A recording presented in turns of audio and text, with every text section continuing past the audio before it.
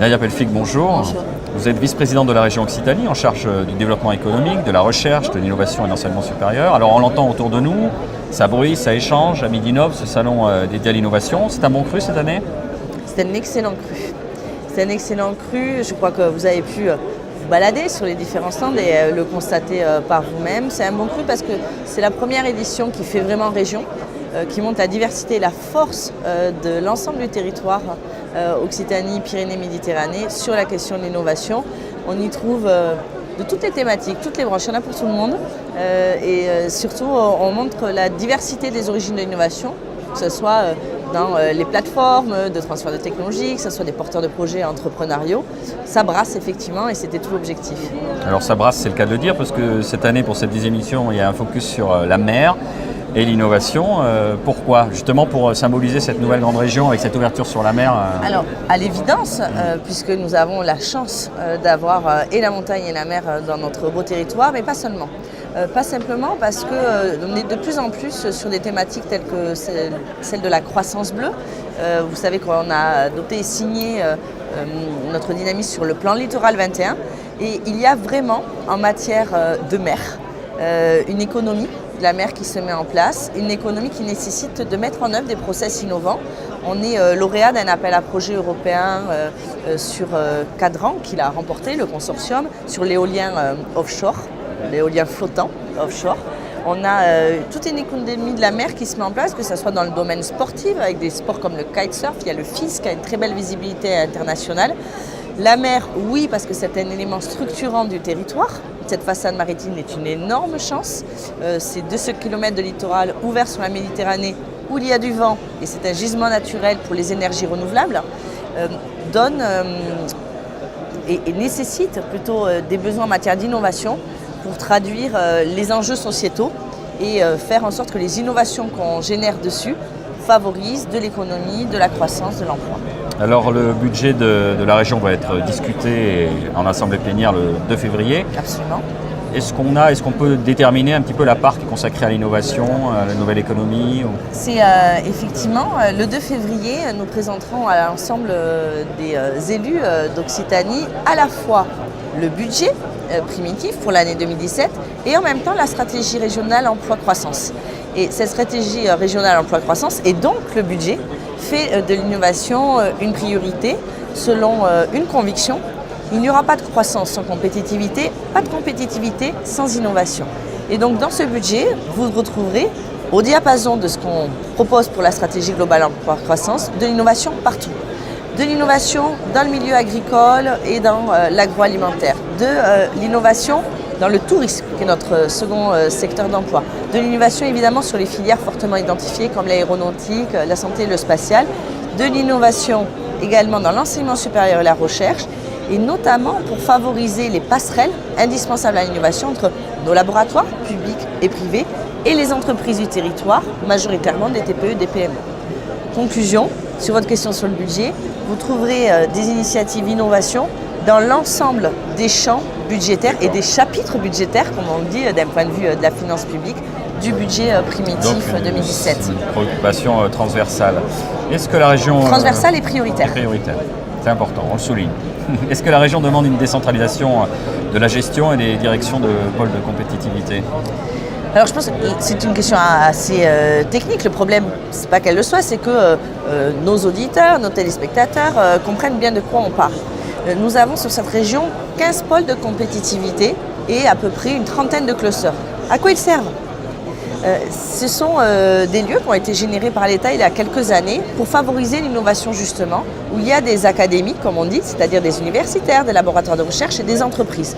Et où, et c'est normal au regard de la composition économique d'un territoire, il y a 85% de PME. Aujourd'hui, les pôles de compétitivité se sont vus annoncer il y a quelques mois un projet de réforme par l'État, engagé par le ministre Macron notamment, sur lequel il y a eu quelques divergences d'appréciation entre les différents ministères. Bref, le ministre Macron n'est aujourd'hui plus ministre, nous sommes sur une fin de mandat, la réforme engagée ne verra probablement pas le jour. Et nous, ce que nous souhaitons en région, c'est que dès lors que nous avons la responsabilité du pilotage économique et les changements législatifs nous donnent un rôle majeur, voire l'exclusivité en matière d'aide aux entreprises, nous considérons que si nous voulons être efficaces dans cette articulation-là, Il faut avoir la main. c'est pas forcément avoir la main, mais dans une politique de partenariat, il faut que les deux soient bien à l'aune du partenariat. Et donc le poids et la parole des régions dans la stratégie à mettre en œuvre pour l'avenir, au sein des pôles, au sein des clusters, servent à structurer les filières, à structurer les branches, mais pas hors sol. Vous ne structurez pas une filière, un écosystème de la même manière en Occitanie ou dans les Hauts-de-France. Et donc il faut absolument écouter les régions qui ont cette capacité aujourd'hui à mettre en adéquation la réalité des dynamiques qui s'exercent sur notre territoire avec les impératifs nationaux, internationaux d'innovation. Donc le sur-mesure, c'est nous. De même, actuellement à l'échelle de la région, il y a plusieurs agences qui s'occupent d'innovation. Comment elles seront organisées demain?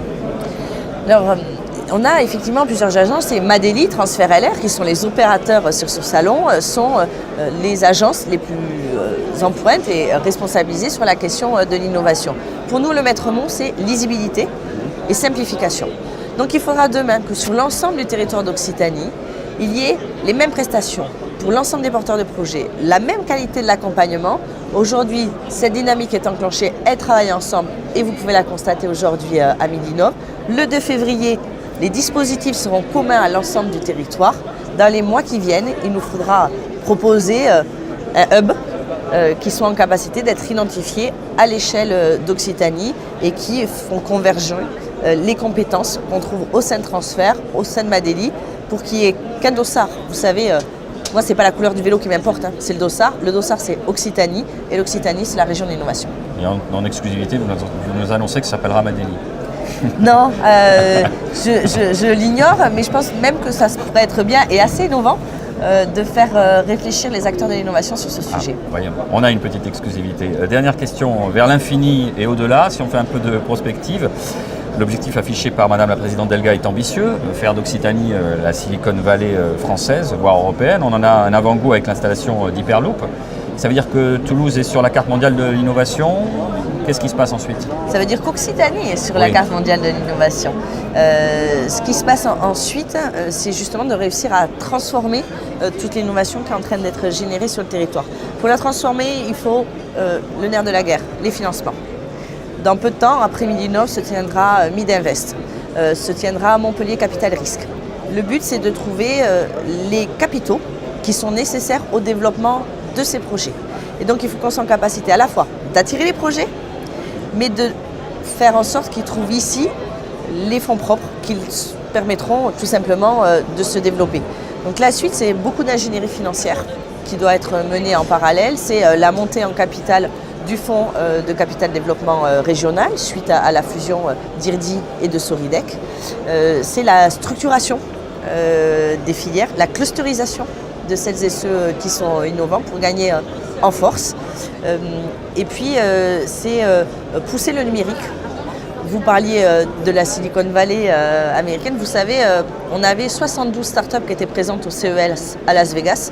On était la plus grosse délégation nationale. On a été repérés. C'est pas la région qui fait ça. La région, elle organise, elle coordonne, elle structure.